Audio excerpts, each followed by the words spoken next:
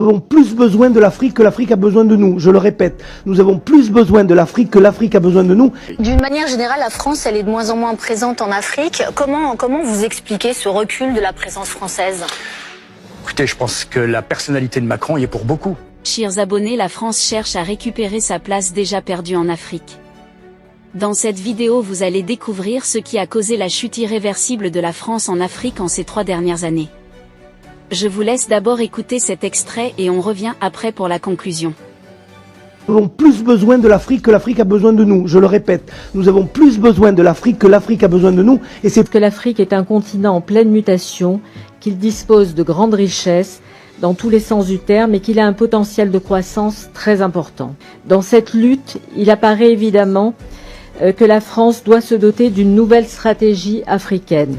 Il faut une véritable filière Afrique au Quai d'Orsay et valoriser les carrières.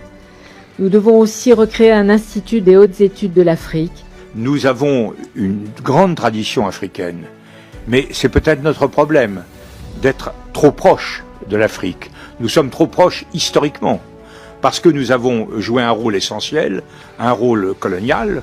Ce qui se passe en Afrique est évidemment directement à nos portes. Et donc, nous ne pouvons, nous Français et nous Européens, nous ne pouvons absolument pas nous désintéresser de cette affaire. Nous essayons de passer d'une phase historique très longue de domination à une phase historique très difficile à faire émerger de bienveillance et de coopération, que ce rapport sera le point de départ d'une réflexion en continu sur nos relations avec l'Afrique, car c'est vraiment au cœur de notre vocation que de tenter d'éclairer des voies nouvelles dans la relation entre la France et l'Afrique. D'une manière générale, la France, elle est de moins en moins présente en Afrique. Comment vous expliquez ce recul de la présence française?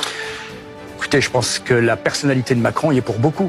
Vous ne pensez pas que c'est plutôt aussi une succession de choix politiques qui ont été faits sur les 30 dernières années? Alors oui, il y a un point qui est vrai, c'est-à-dire que par exemple, que je pense quand on a supprimé le ministère de la coopération, qui était spécialisé dans nos relations avec l'Afrique, et ça date pas de Macron, ça date de Chirac, si ma mémoire est bonne, c'était une erreur, parce qu'on avait des diplomates, des experts qui connaissaient l'Afrique et qui savaient comment aborder ce continent où on a des relations si particulières. Et puis après ces dernières années, la présidence de Macron, c'est catastrophique. En trois exemples très brefs. Il va au Burkina Faso. À un moment, il y a un incident, il se moque du chef d'État en disant « Ah, il quitte la salle parce qu'il va réparer la climatisation ». Deuxième exemple, il va au Cameroun.